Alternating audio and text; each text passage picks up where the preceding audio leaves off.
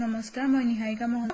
আজি যি হাইস্কুল শিক্ষান্ত পৰীক্ষাৰ ফলাফল ঘোষণা হ'ল তাৰ ওপৰত মই কিছুমান কথা কৈছিলোঁ আৰু সামাজিক মাধ্যমত সেই কথাবোৰ বহুত প্ৰচাৰ হৈছে, বহুত মিম বনাইছে, মোক ট্ৰল দিছে, ট্ৰল কৰিছে, মোক বেয়াকৈ কমেণ্ট কৰিছে, মোক পাৰ্চনেলি বহুতে মেছেজ কৰিছে, বহুতে বেয়াকৈ কৈছে, সকলোৱে নহয় কিন্তু বহু সংখ্যকে কৰিছে।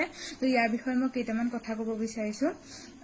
আচলতে সৰুৰে পৰা সকলোৰে এটা আশা থাকে যে মেট্ৰিক পৰীক্ষাটো তেওঁলোকে দিব, তেওঁলোকে ভাল ফলাফল কৰিব। মোৰো আছিল সেইদৰে সৰুৰ পৰাই মই মেট্ৰিক পৰীক্ষাত ভালদৰে উত্তীৰ্ণ হ'ব বিচাৰিছিলোঁ। মাহঁতেও মোৰ ওপৰত আশা কৰিছিল আৰু সেইকাৰণে মই মাহঁতৰ কাৰণে হ'লেও নিজৰ কাৰণে হ'লেও বহুত কষ্ট কৰিছিলোঁ। মোক শিক্ষাগুৰুসকলেও মোৰ ওপৰত আস্থা ৰাখিছিল, তেওঁলোকে মোক বহুতো সহায় কৰিছিল। মোক ব্যক্তিগতভাৱেও দুজনমান শিক্ষাগুৰুৱে মোক সহায় কৰিছিল আৰু মই মেট্ৰিকৰ কাৰণে কষ্ট কৰিছিলোঁ আৰু মেট্ৰিক পৰীক্ষাটো কেঞ্চেল হৈ গৈছিল। মেট্ৰিক পৰীক্ষা আমি দিবলৈ সক্ষম হোৱা নাছিলোঁ। আৰু আপোনালোকে জানেই যে মেট্ৰিক পৰীক্ষা কেতিয়া কেঞ্চেল হৈছিল।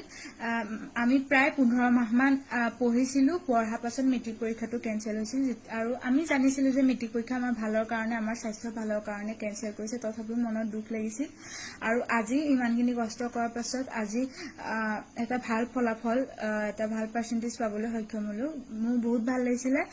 কিন্তু মই আৰু আমাৰ পৰিয়ালৰ কোনেও গম পোৱা নাছিলোঁ যে মই মাজুলী জিলাৰ ভিতৰত সৰ্বোচ্চ নম্বৰ লাভ কৰিছোঁ বা আমাৰ ঘৰলৈ মিডিয়া আহিব। যেতিয়া মিডিয়া আহি পেলাই ক'লে তুমি নিহাৰিকা মহন্ত, তুমি মাজুলী জিলাৰ ভিতৰত সৰ্বোচ্চ পাইছা, তেতিয়া আমি গম পাইছোঁ। আৰু সেইকাৰণে মই প্ৰস্তুত নাছিলোঁ মোৰ মিডিয়াৰ আগত কথা ক'বলৈ।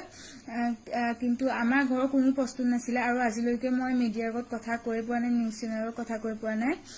সেইটো কাৰণে অলপ নাৰ্ভাছ হৈছিলোঁ। আৰু মোক সোধা হৈছিল যে যদি পৰীক্ষা পাতিলেহেঁতেন তেতিয়া তুমি কি কৰিলাহেঁতেন। মই তেতিয়া কৈছিলোঁ যে এতিয়া মই ইমান সন্তুষ্ট নহয় 99% পাই, কিন্তু যদি মই পৰীক্ষাত বহি নিজকে টেষ্ট কৰি মই এটা ৰিজাল্ট পালোহেঁতেন, হয়তো এইটো 80% হ'লেও 85, 90 যি পাৰ্চেণ্টেজে নহয়, সেইটো মই নিজৰ পৰা নিজে পৰীক্ষাটো দি পেলাই মই পোৱা পাৰ্চেণ্টেজ, সেইটো কাৰণে মই আজিতকৈ বেছি সুখী হ'লোহেঁতেন।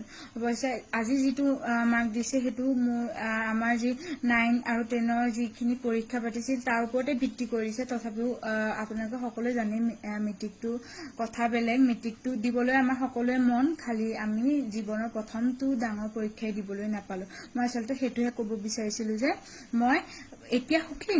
99% বহুত বেছি শতাংশ, বহুত বেছি মাৰ্কছ।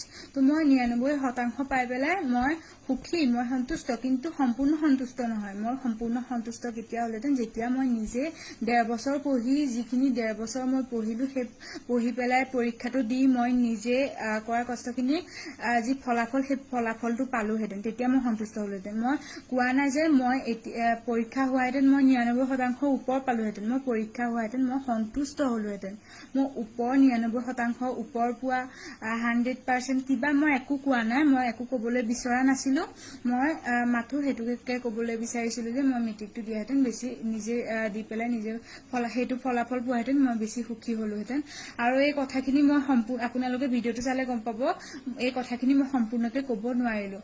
আৰু তাৰপাছত মোক সোধা হ'ল তোমাৰ পাৰ্চেণ্টেজ কিমান, আৰু তেতিয়া মই কৈছিলোঁ যে 99%। মই 99%, মই আপোনালোকক এতিয়াও কৈছোঁ, মই 99% ওপৰত পাৰ্চেণ্টেজ পোৱা কথা মই কেতিয়াও ক'ব বিচৰা নাই। মোক আপোনালোকে যেতিয়ালৈকে আপোনালোকে ট্ৰল কৰিছে 99% ওপৰত পালাহেঁতেন, তেতিয়াহে মোৰ মনলৈ আহিছে যে মই তেনেকৈ কথাটো ক'লোঁ নেকি। তেতিয়ালৈকে মই ভবাই নাই যে মই 99% ওপৰত পালোহেঁতেন। এইখিনি কথাকে ক'ব বিচাৰিছিলোঁ। আৰু এই যি সময়খিনি মোক বহুত মানুহে মোক সাহস দিছে, মোক মেছেজ কৰিছে, মোক ফোন কৰিছে। সেই সকলোলৈ মই সকলোকে ধন্যবাদ জ্ঞাপন কৰিছোঁ, মই তেওঁলোকক সেৱা জনাইছোঁ। আপোনালোকৰ এই সাহসখনৰ কাৰণে মই এতিয়া এই কথাখিনি ক'ব পাৰিছোঁ, গতিকে ধন্যবাদ জনাইছোঁ। আৰু যিসকলে মোক ট্ৰল দিছে তেওঁলোককো কৈছোঁ এই কথাখিনি এবাৰ শুনি চাব আৰু বুজিবলৈ চেষ্টা কৰিব যে মই কি কথা, মই আচলতে কি ক'ব বিচাৰিছিলোঁ। ধন্যবাদ।